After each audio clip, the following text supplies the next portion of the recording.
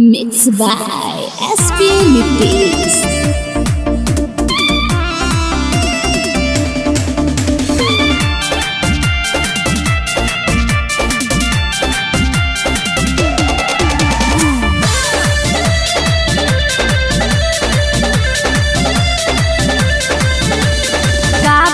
बा हमसे बोला ए राजा, काहे तोहर मुहमा पे बजल बा बाजा।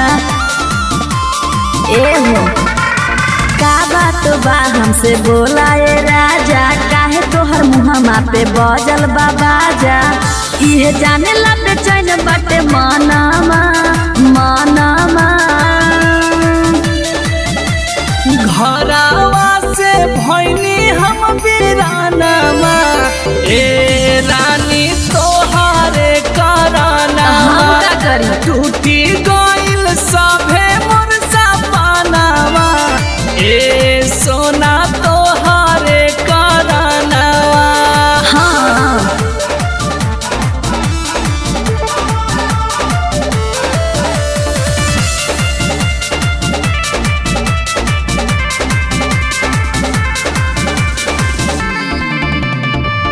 काहे कि इतना तुम सोचत बारा, बेरी बेरी माथ अपन नोचत बारा।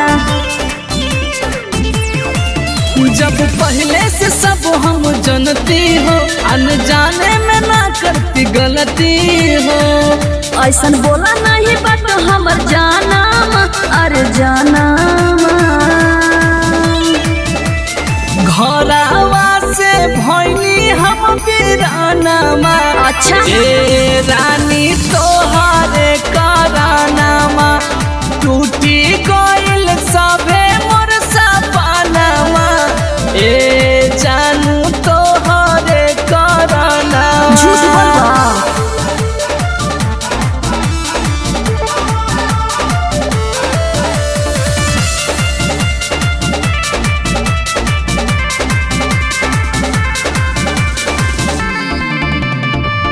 कोइले बा प्यार काहे डरत बारा, हमारा से बेरी बेरी लड़त बारा।